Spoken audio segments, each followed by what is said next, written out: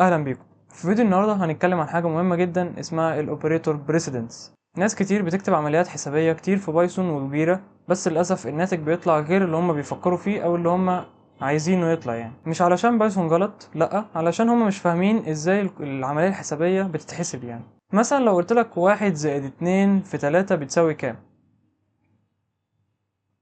لو انت قلت 9 فاكيد الرقم ده للاسف غلط، ولو انت قلت 7 فده صح. بس هل انت عارف الكمبيوتر اصلا بيحسبها كده ليه؟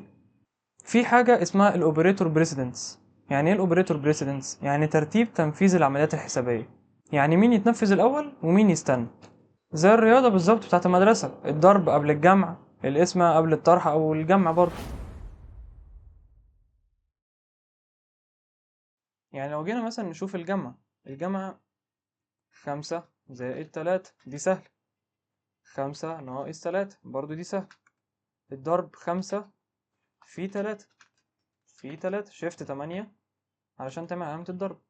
القسمة 5، الشرطة المايلة اللي هي جنب زرار الشيفت 3. كل دي عمليات حسابية تمام جدا. عايزك تخلي بالك من حاجة، إن كل ده بيطلع نواتج انتجر يعني رقم صحيح. لو الرقم ده حتى هيطلع رقم صحيح، هيطلع رقم عشري فلوت. يعني لو احنا جينا نجرب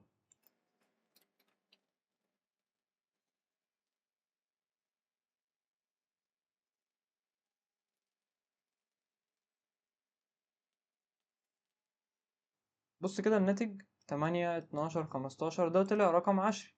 طيب علشان كسور لأ، لو احنا برضو كتبنا هنا 4×2 هيطلع برضو الرقم عشري. ده فلوت، ده النوع بتاعه فلوت، ده انتجر وده انتجر.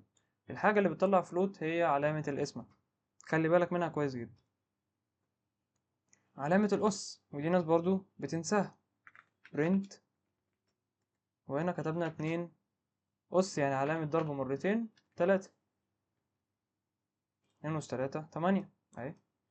في بقى عملية مهمة جدا جدا اسمها الموديليو، أو بتطلع باقي القسمة أهي. الموديليو اللي هي علامة في المية. 7 موديليو 2 بتساوي، المفروض ان انت عشان توزع يعني 7×2 مثلا، اعتبرهم 7 كروت على شخصين، كل شخص هياخد 3 و3، اتبقى كارت. هو اللي اتبقى ده هو ده الناتج اللي هو هيطلع في الاخر. لو جينا طبعناها برضو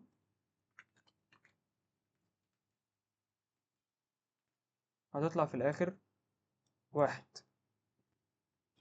ايه بقى استخدامات الموديل؟ الموديل بتعرفك اذا كان الرقم ده زوجي ولا فردي. يعني لو كان الرقم مثلا زوجي، مثلا كتبنا برنت وكتبنا رقم كبير جدا وعملنا موديله 2، لو الرقم ده طلع 0 يبقى الرقم ده زوجي، لو الرقم ده طلع 1 يبقى الرقم ده فردي. لو جينا ندوس رن طلع 1 يبقى الرقم ده فردي. أو لو جينا جربناه على رقم صغير مثلا 9 موديل 2 هيطلع رقم 1، ده المتبقي يبقى ده رقم فردي. لو جينا كتبنا رقم كبير جدا وطلع 0 ده رقم زوجي.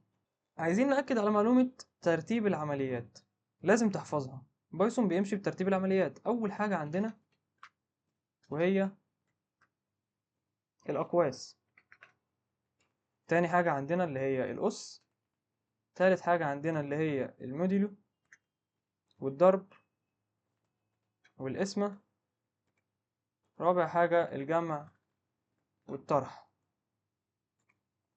ولو في حاجة من دول في نفس المستوى، يعني الاتنين دول في نفس الخط كده في نفس العملية الحسابية، يبقى بتختار من الشمال لليمين. يعني دلوقتي احنا جبنا المسألة بتاعتنا اللي هي اكس بتساوي 1+2 في 3.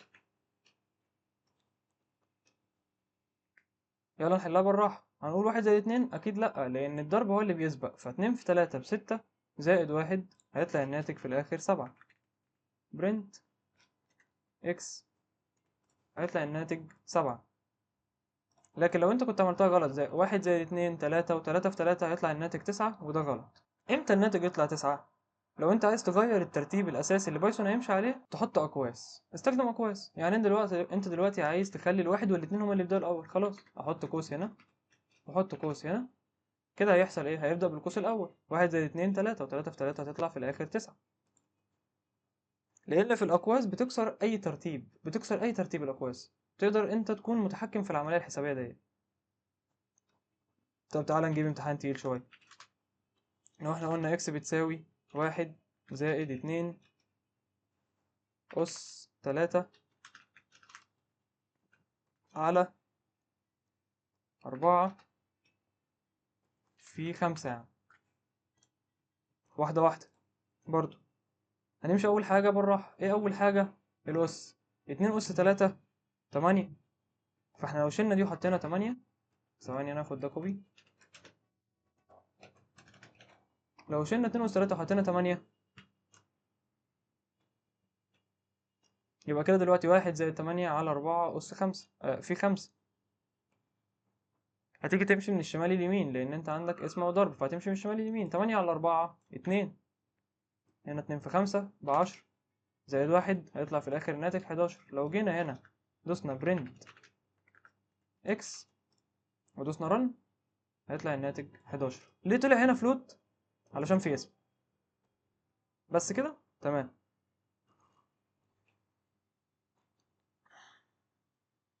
طيب بايثون كان شايف السطر ازاي بقى؟ يعني لو احنا جينا نشوف دلوقتي، بايثون مشي بالترتيب.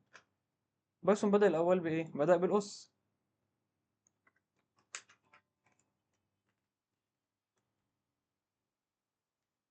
وبعدها عمل عملية القسمة من الشمال لليمين، فهو جه عمل كده حرفيا.